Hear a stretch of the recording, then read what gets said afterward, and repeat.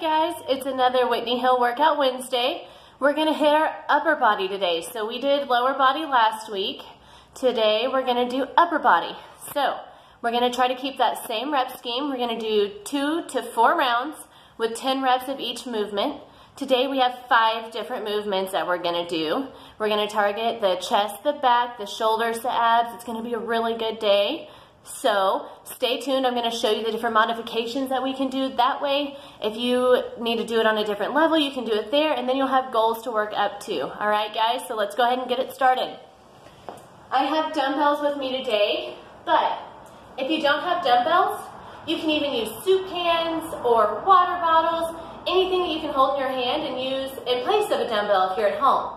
So you don't always have to have equipment, but use what's available to you guys, and then just do what you can for your abilities every time. So this is all about just reclaiming your own health. So remember, do it to your level and just have fun with it, guys. Today our first movement is going to be a hip bridge single arm press. So to do that, we're going to start on our bottom.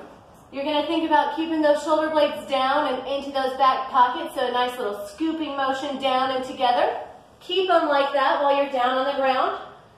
I then always like to get my dumbbells in a good position to where I'm not going to like crank my shoulders any weird way to pick them up. So I'm going to go ahead and pull this down to where in a minute I can just pack my shoulder blades, pick these guys up to this standing position, and then they'll be ready to go. So I want you to pack the shoulder blades, plant the heels, and then squeeze those glutes up, keeping that hip, shoulder, and knees in a nice straight line and that nice midline like we talked about last week. From here, you're going to hold those dumbbells at a nice 45-degree angle with your arms. So keep those elbows down. They don't need to be up here even with your shoulders. So keep them down, that way we don't hurt the rotator cuff at all. And then keep those shoulder blades nice and tight down into those back pockets, okay guys? So really tight in that lower part of the scaps. From here, I want you to press up. And then we're just going to alternate which arm moves down for 10 reps per arm. So still keeping those glutes nice and tight, and then coming down 1, 1, 2, 2, 3, 3, and so forth until you hit 10 per arm. So for there, obviously just modify what size dumbbells you're using to modify what you need to do for the movement. Same on this next one. I'm going to show you 3 different ways to modify it to make it easier, and then always modify what weight you use. So always start light, move up from there to what your ability is. The next one we're going to do is a dumbbell renegade row. I'm going to start with the lowest level, move up to the highest level. So if you've never done these before, I like to keep the dumbbells nice and close, that way I can come into more of a tricep style push-up. That way it really activates that lateral and anterior delt at the same time, so you get that nice shoulder cap working. And then it hits the tricep at the same time. So I keep my dumbbells nice and close to where they're more underneath my shoulder. And then I like to think about keeping my dumbbells stacked right underneath, so I still have that nice straight line. I like those straight lines in everything we do, guys. For your first modification, you can come back into that knee push-up position. From here, you still always want to keep that nice straight line between the knee, hip, and shoulder, hip, and knee. So I'm keeping everything nice and tight. My booty's squeezed, my abs are squeezed, my shoulders are tight. I'm going to come down into a push-up, and then I'm going to row right, row left. So that's my first modification. That's the easiest one that you're going to do. You are going to rotate a little bit, but the biggest point in this is trying to resist that rotation.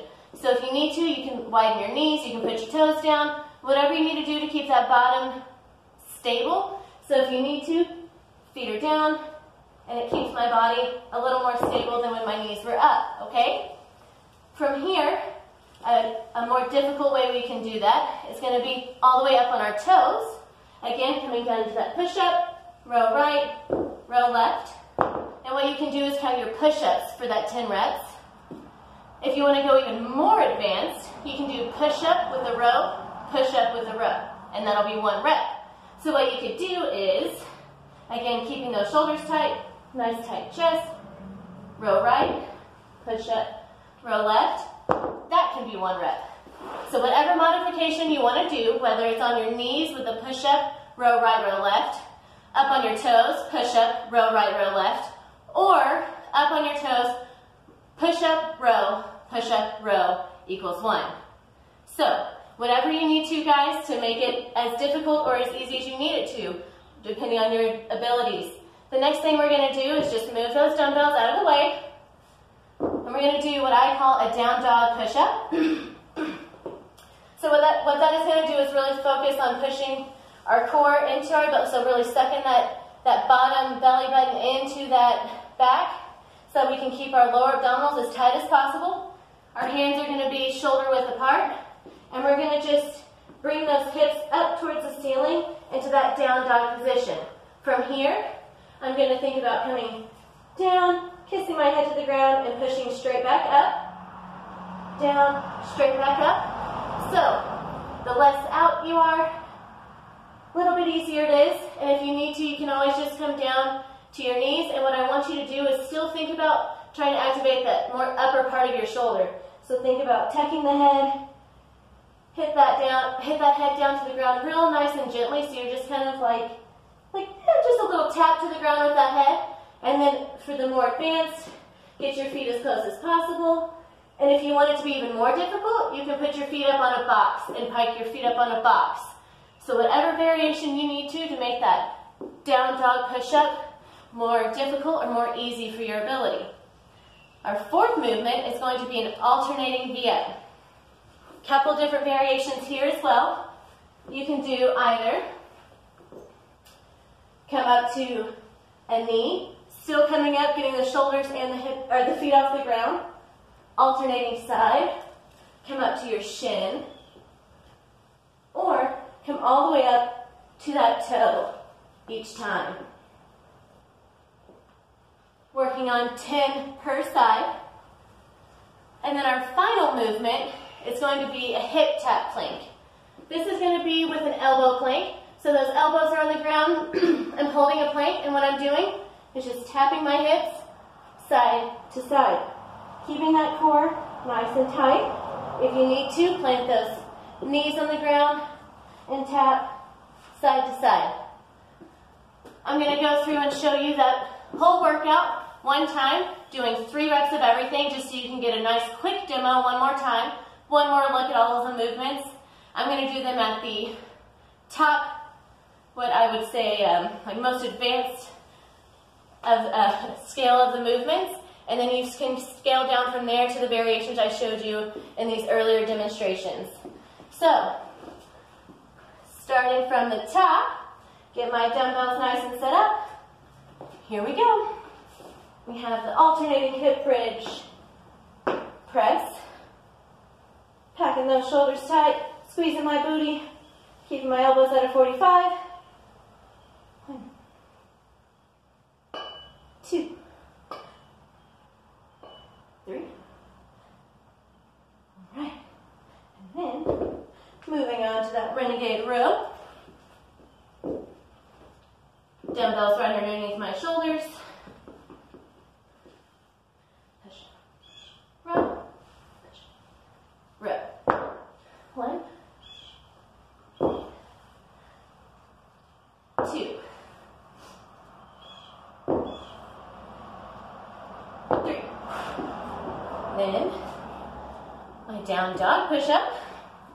I'm going to come in to that close position.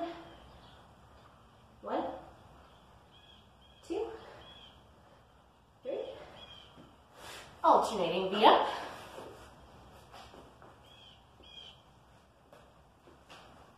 1, 2, 3. And last one, hip tap plank. 1, 2, 3. Well, guys, I'm already out of breath just from demonstrating, so I hope that you enjoy this one. And again, always let me know if you have any questions. Make sure you subscribe to my YouTube channel, follow my Actively Wild page, and my Coach Whitney Hill page on Instagram and on Facebook. You can find me at www.coachwhitneyhill.com to find all of my services, guys. So that's www.coachwhitneyhill.com.